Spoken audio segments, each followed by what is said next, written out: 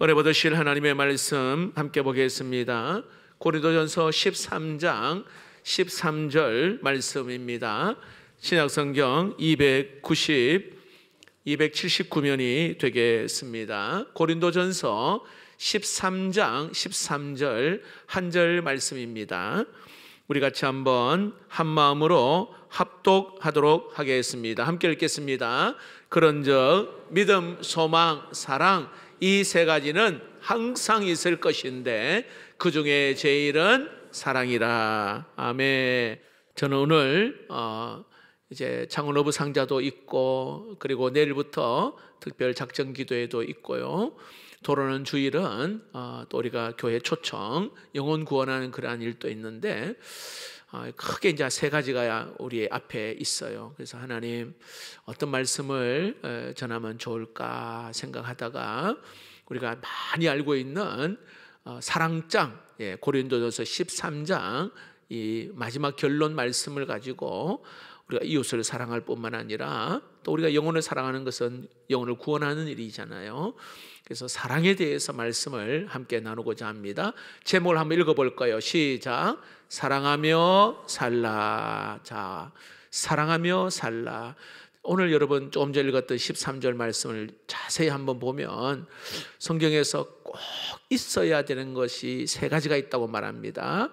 믿음, 소망, 사랑. 이 세 가지는 뭐라고요? 이 세 가지는 항상 있어야 된다. 자, 믿음, 소망, 사랑 이 세 가지는 항상 있어야 되는 거. 항상 있어요. 자, 집으로 비유하면 믿음은요, 집의 문과 같아요. 신앙의 첫 시작이 믿음입니다. 집에 문으로 들어야 되잖아요. 그래서 신앙의 첫 시작이 바로 믿음. 그리고 이 소망은요, 창문과 같아요. 이 빛이 이제 창문을 통해 들어오잖아요. 그러니까 소망이 있어야 미래가 있는 거 아니겠습니까? 또한 이게 사랑은요, 집안에 있는 아내와 자녀들. 그러니까 사랑이 있어야 행복이 있는 겁니다. 그래서 여러분, 집이 문이 아무리 크다 하더라도, 창문이 아무리 많아도 여러분 집안에 가족이 없다면 썰렁한 집이 될 수밖에 없어요. 그래서 이 사랑은 가족이다라고 해도 과언이 아닙니다. 여러분, 사랑이 없다면 살아있는 그 존재 자체도 사실 사는 게 아니죠. 여러분, 삶을 살아가는 데 있어서 정말 잘 살았다라고 하는 것은 사랑이 많다, 사랑을 많이 하는 것, 이게 잘 산 사람이라 할 수가 있습니다. 사랑하지 않고 행복한 사람은 이 세상에 아무도 없습니다. 여러분, 예수님의 제자 가운데 요한이라는 제자가 있습니다. 근데 요한은 무슨 말을 했냐면, 사랑하지 않는 사람은 살아있지만 죽은 사람이라. 살아있지만 죽은 사람이라고. 우리 한번 요한일서 3장 14절 읽어봅시다. 시작. 사랑하지 아니하는 자는 사망에 머물러 있느니라. 이렇게 이야기합니다. 자, 오늘 사도 바울 역시도 고린도전서 13장 사랑장을 이야기하면서 사랑이 얼마나 중요한지 1절 2절에 이렇게 말합니다. 반복되는 게 사랑이 없으면 이렇게 이야기합니다. 보세요. 뒤에 마지막에 사랑 없으면 마지막에 nothing, 아무것도 아니다 이렇게 이야기해요. 아무것도 아니다. 굉장히 충격적인 말씀이에요. 자, 보세요. 사람의 방은 천사의 말을 하는데 사랑이 없다면 그냥 울리는 소리밖에 안 돼요. 자, 그 다음에 보면은요, 내가 예언하는 능력이 있다. 첫 번째. 두 번째, 모든 비밀과 모든 지식을 알고 있다. 세 번째, 산을 옮길 만한 믿음도 있다. 그러나 사랑 없으면 아무것도 아니다. 성경은 그렇게 이야기합니다. 좀 쉽게 설명을 해볼까요? 여기 보니까 예언하는 능력이 있다. 여러분, 예언하는 능력 대단하잖아요. 예언하는 능력 얼마나 대단해요.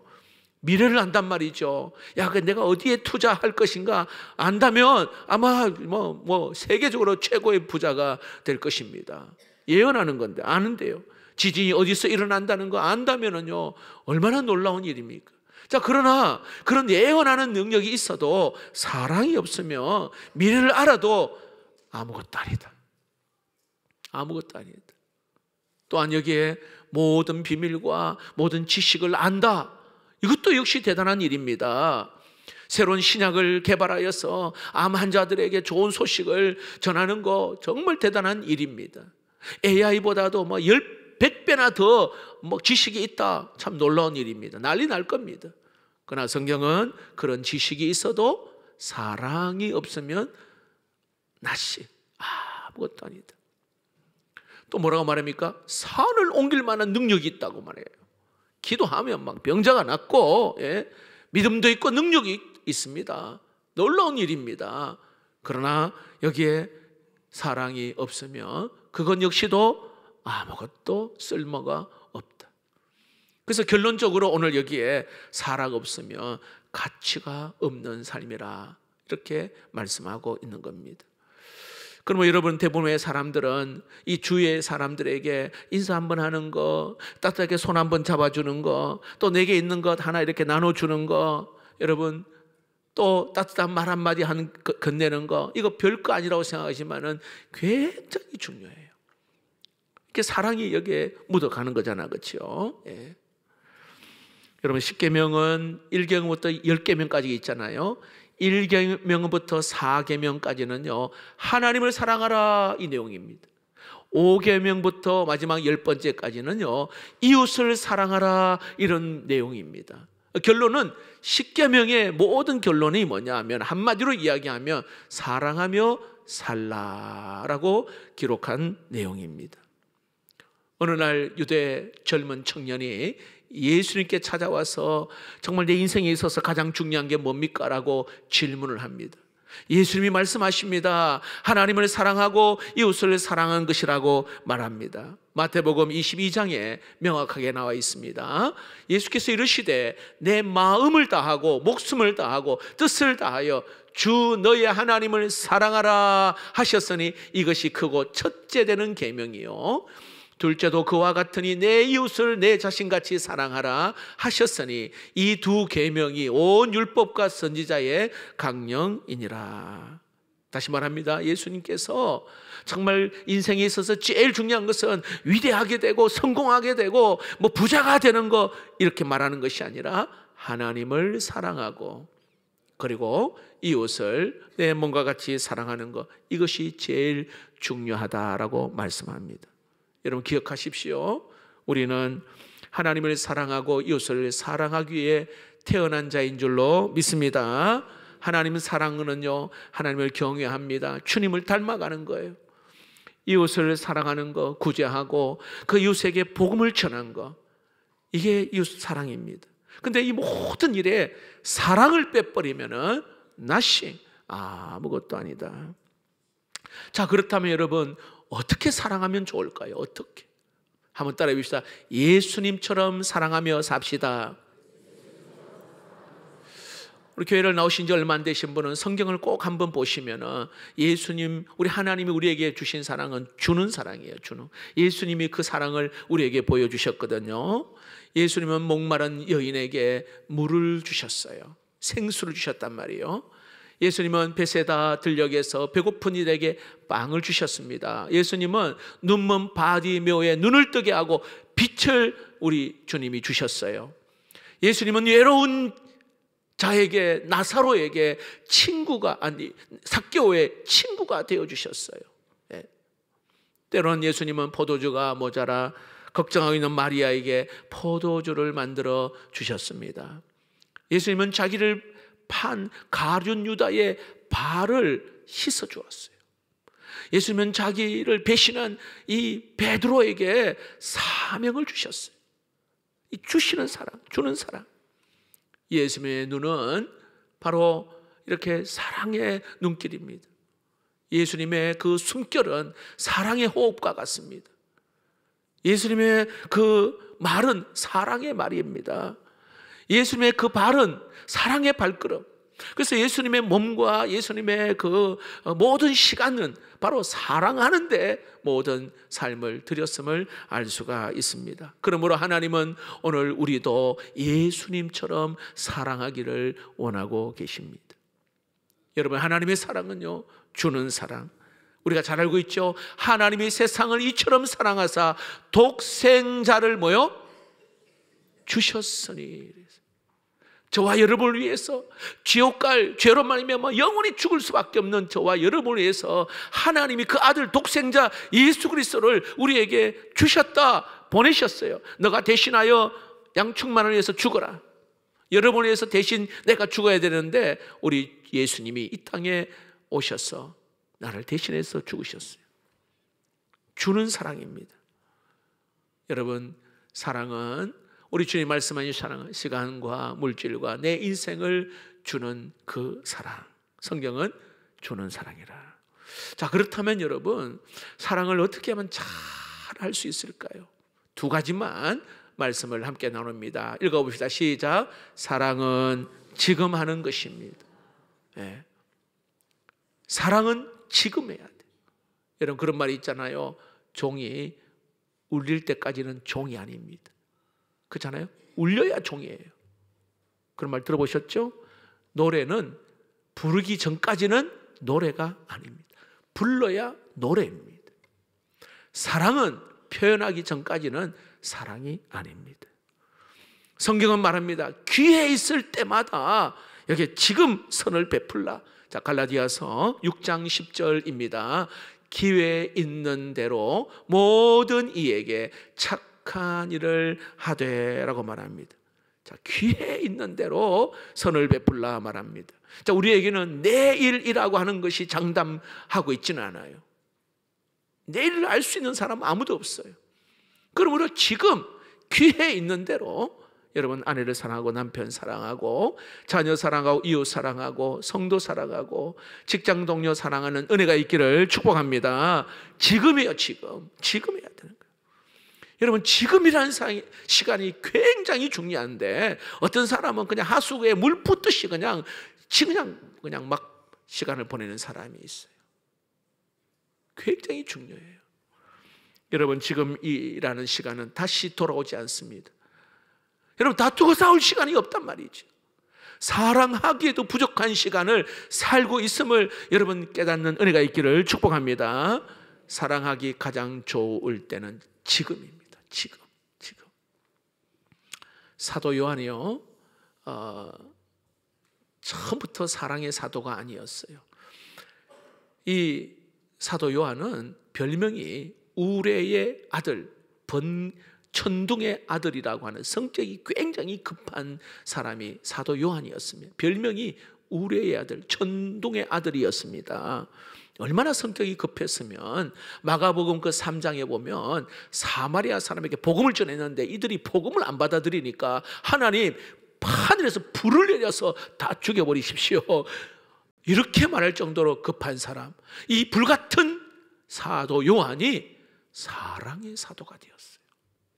사랑의 사도가 되었어요. 여러분, 요한 1서 사도 요한이 기록한 책인단 말이죠. 여러분, 요한 1서는 사도 요한이 80대 후반 90대 정도 90대였을 그때까지 그는 그 주변의 소아시아 교회를 다니면서 그가 만약에 설교를 했다면 그에게 묻어 있는 게 뭐냐 하면은, 예를 들어 강단에 올라와서 뭐 다른 말보다도 여러분 사랑하세요. 그 다음 주 또 올라와서 또 설교를 한다면 이 사도 요한이 늘 하는 말, 여러분 꼭 서로 사랑하며 사세요. 그러니까 사도 요한이 사랑의 사도가 된 내용들을 기록한 것이 바로 요한 1서입니다. 요한 1서. 지금 사랑하는 거예요. 여러분, 우리 인생을 가장 아름답게 사는 방법은 지금 사랑하는 것. 내 옆에 있는 사람에게 따뜻한 눈빛, 따뜻한 인사, 손 한번 잡아주고 또 내게 있는 거 뭐 하나 건네주는 거. 여러분, 이것이 주님이 원하시는 지금 사랑하는 것. 지금. 자, 하나 더 말씀드립니다. 우리가 사랑을 잘하는 방법 따라해 봅시다. 먼저 사랑하는 것입니다.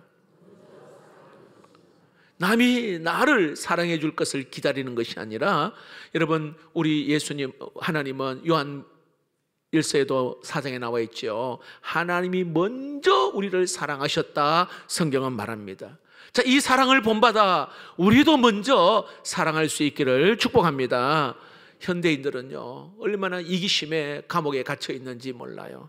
그래서 자기를 위해 살고, 자기 욕심, 자기 어떤 필요를 채우고, 자기 어떤 그런 잠재력을 키우는데 혈안을 하고 있어요. 자신만을 위해서 사는 사람, 그렇게 살다 보니까 남에게 베풀 시간이 없는 거예요. 그러다 보면 그 주변에 가만히 보세요. 사람이 없어요. 여러분, 인생은 사랑하는 사람을 만드는 기회입니다. 아인슈타인이요, 성공을 이렇게 이야기를 했어요. 오직 다른 사람을 위해 사는 삶만이 가치 있는 삶이다. 네. 다른 사람을 위해서 사는 것, 내 주위에 있는 사람에게 내가 먼저 손을 내미는 그런 사랑. 네.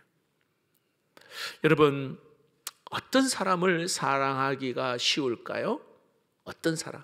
아마 여기 대부분 다 잘 알고 있을 텐데, 나에게 친절하고 아주 나이스하고 아주 예의 있게 그렇게 대하는 사람 굉장히 사랑하기가 쉬워요, 여러분. 그런데 반대로 누구를 사랑하기가 힘들어요? 화 자주 내고 불평 자주 하고, 이 사람은 참 다가가기가 참 어렵습니다. 그런데 그 사람에게도 먼저, 내가 먼저 사랑하는 그런 마음이 있기를 주의 이름으로 축복합니다. 다시 말합니다. 우리 주님은요, 사랑의 폭이 좀 넓어지기를 바라는 주님의 마음이에요. 사랑의 폭을 넓혀야 돼. 예쁜 사람만 사랑하고 키 큰 사람만 사랑하고, 그러면 저는 전혀 멋진 사람만 사랑하면 이게 사랑할 사람 없잖아요, 여러분. 돈 있는 사람만 사랑, 나에게 잘해주는 사람만 사랑, 그게 아니에요. 다 사랑하라 성경은 이야기합니다. 사랑의 용량을 여러분 더 넓히시길 주님의 이름으로 축복합니다. 사람들이 별로 안 좋아하는 사람, 여러분 먼저 다가가서 사랑하는 거. 하나님 보실 때, 야, 너 참 큰 인물이다, 내가 너를 쓰겠다, 너를 쓰겠다. 여러분, 러시아의 문호 톨스토이는 사랑하는 딸들이 있었는데, 그 중에 한 딸이 굉장히 참 아빠를 사랑했는데, 한 번은 10살 때쯤에 아빠에게 막 울면서 집에 들어왔어요. 아빠, 그 개구장이 친구가 나를 막대기로 때렸어요. 저 아이를 좀 혼내주세요 하고 아빠에게 이제 찾아온 겁니다. 그래서 이 톨스토이가 이 딸을 꼭 안으면서 이런 말 합니다. 아빠가 그 아이를 때려주면 그 아이는 너의 친구가 될 수가 없어. 미워하는 것보다도 그 친구를 사랑하는 것이 훨씬 낫다 라고 이야기하면서, 너가 먼저 사랑을 먼저 하면은 너를 괴롭히지 않을 거야. 그러면서 아빠가 샌드위치를 만들어서 이 딸아이에게 주면서 너 친구에게 갖다 주라고. 그래서 이 샌드위치를 만든 것을 친구에게 주니까 금방 친구와 좋은 그런 사이가 되었다는 이야기입니다. 여러분, 커피 한 잔 먼저 건네주는, 먼저 큰 것도 아니에요. 먼저 건네주는, 다가가는 것. 우리가 잘 알고 있듯이 시각과 청각 장애인으로 그 어려운 고난을 잘 이겨내면서 약자와 소외된 자들을 위해 살았던 헬렌 켈러를 여러분 잘 알 겁니다.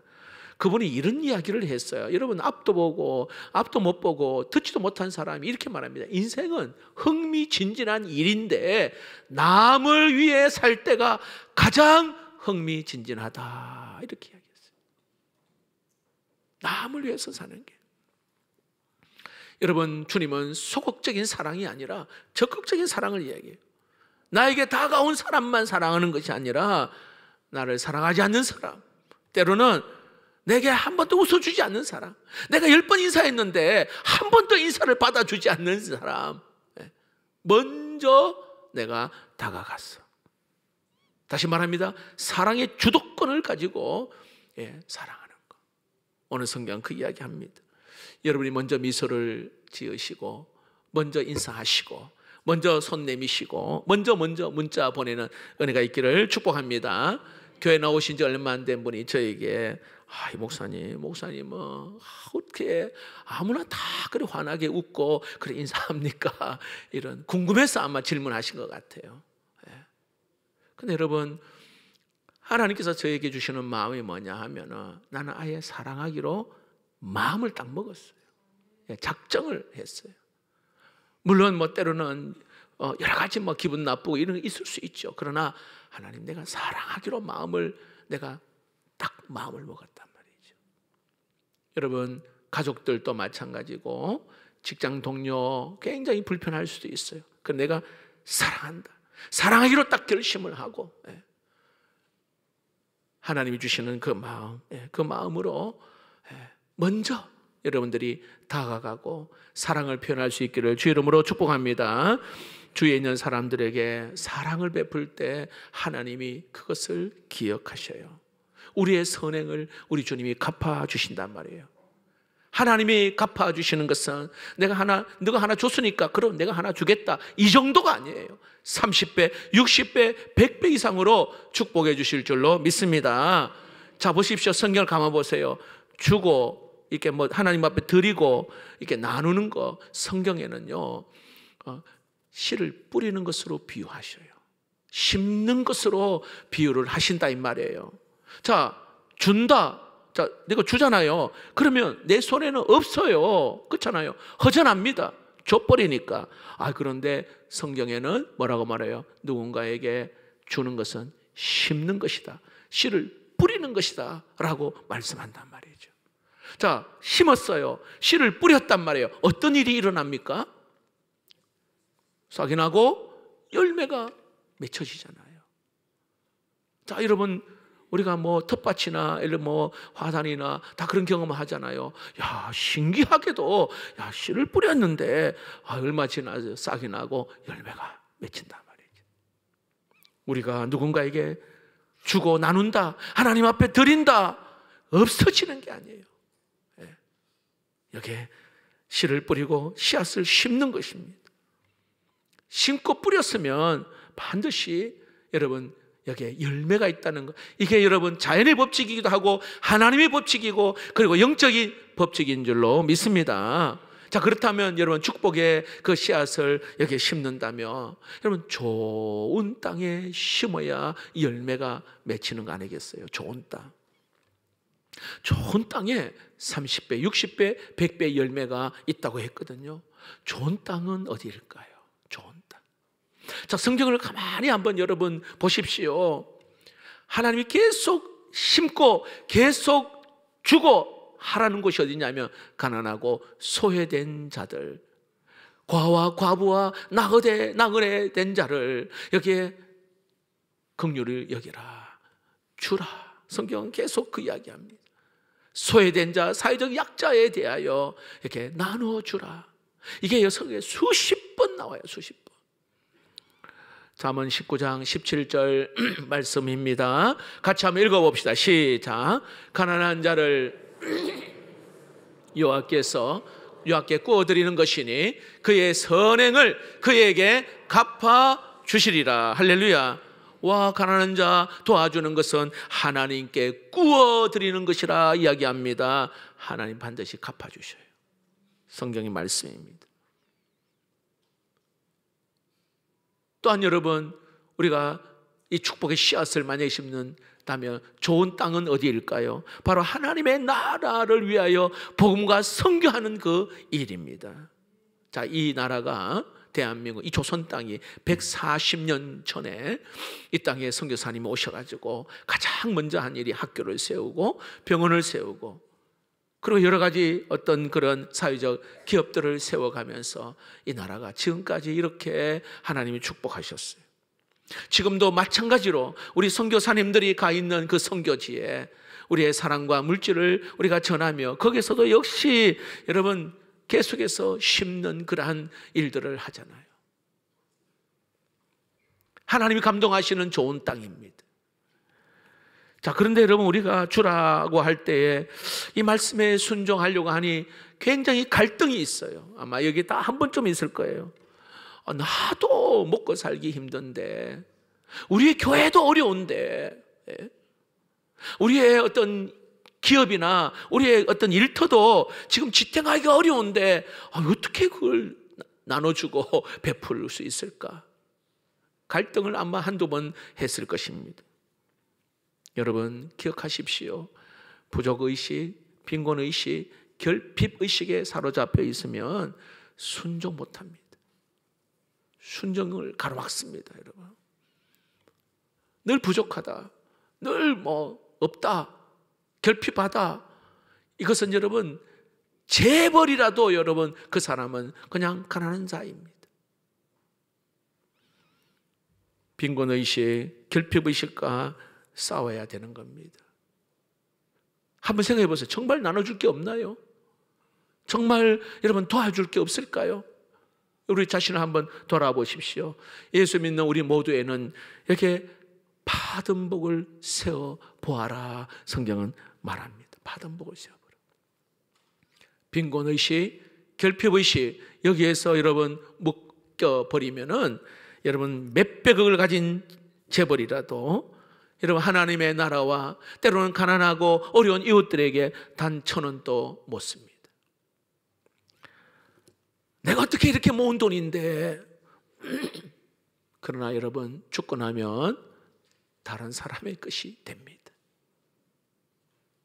내게 안 되는 거예요. 죽으면 다른 사람의 것이. 여러분, 록펠러는 미국 역사상 최고의 부자로 꼽힙니다. 33세에 백만장자가 되고 43세에 미국 최고의 부자가 되면서요, 53세에 세계 최고의 갑부가 됩니다. 그런데 이 록펠러가 뜻하지 않는 질병이 그에게 찾아왔어요. 어느 날 의사가 이야기합니다. 일로피셔라고 머리카락도 빠지고 그리고 또 눈썹도 빠지고 바짝 말라가는 그러한 병, 그리고 1년밖에 살지 못하는 시한부 인생을 선언합니다. 록펠러가 의사의 말을 듣고는 그날 밤 잠을 이룰 수가 없습니다. 어떤 때는 사업이 잘 될 때는요, 하루에 100만 불을 벌 정도로 사업이 굉장히 잘 되었습니다.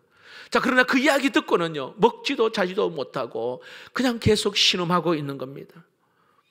그러다가 어느 날 밤 이제 밤새도록 잠을 뒤척이는 가운데에 그냥 옆으로 나와서 무릎 꿇고 하나님 앞에 기도합니다.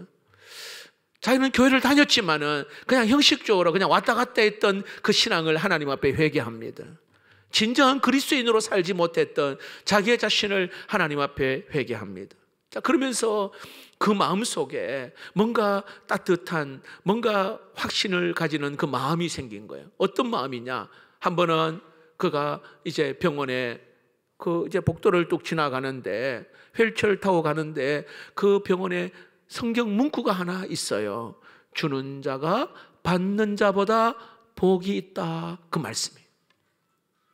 주는 자가 받는 자보다 복이 있다. 이 말씀이 가슴에 확 와닿은 거예요. 내가 주는 삶을 살아야 되겠구나. 갑자기 뭔가 가슴 뜨거운 마음을 갖게 된 거지요. 근데 마침 그 병원 로비에서 어느 어머니가 딸을 이제 입원해야 되는데 돈이 없으니 관계자와 실랑이를 벌이는 거예요. 안 된다고, 돈을 가져오라고. 그래서 병원비가 없다는 것을 알고는 본인이 이름을 밝히지 않고 도와줬어요. 나중에 소식을 알고 나서 이제 그 아이가, 그 딸 아이가 회복이 됐다는 이야기를 듣고는 얼마나 마음이 행복한지 기쁨이 막 넘치더라는 거예요. 아하, 그 큰 부자 입장에서는 그 몇 푼 안 되는 병원비에 아무것도 아니거든요. 근데 나눠주고 그리고 다시 회복되어 볼 때 막 너무 행복한 자기의 모습을 보게 된 겁니다. 내가 지금까지 살면서 이렇게 행복할 수가 있었나. 그는 자신의 재산을 복지를 위해서 사용하라는 하나님의 그 마음을 갖고는 위대한 자선 사업가로 돌변을 합니다. 그는 가장 먼저 뉴욕에 있는 리버사이드 교회를 세웁니다. 그가 세운 교회가 4,928개의 교회를 지었어요. 24개의 대학을 지었습니다. 록펠로 재단이 바로 가난한 사람, 어려운 사람을 위하여 베푸는 그러한 재단이 되었어요. 그는 98세까지 살았습니다. 그리고는 그가 그 인생의 한마디 한 내용이 이 말이에요. 인생 전반기 55년은 쫓기면서 살았지만 후반기 43년은 정말 행복하게 살았다. 그가 남긴 말입니다. 여러분, 말씀을 맺겠습니다. 이렇게 사랑하며 살라. 오늘 십계명에도 말씀하십니다. 또한 오늘 여기에 고린도서 13장에 믿음, 소망, 사랑 이거는 꼭 있어야 됩니다. 근데 그 중에 제일은 사랑이라. 이렇게 사랑. 사랑 없으면 낫이 아무것도 아니다. 여러분, 목사가 얼마나 능력 있겠어요? 기도 많이 한 사람 예언의 능력이 있잖아요. 자, 그런데 사랑 없으면 아무것도 아니다. 아무것도 아니다. 하나님께서 여러분 가장 가까이에 있는 가족들 여러분 사랑하십시오. 여러분 아내, 남편, 부모 그리고 자녀들. 혹시 관계가 좀 서먹하고 대화가 단절된 가족이 있다면 하나님, 내 인생에 가장 주님이 원하시는 것이 사랑인데 지금 하시고 먼저 한번 해보세요. 먼저. 여러분 성도 간의 사랑도 여러분 마찬가지예요. 우리 다 천국에 가서 다 만날 사람들이잖아요.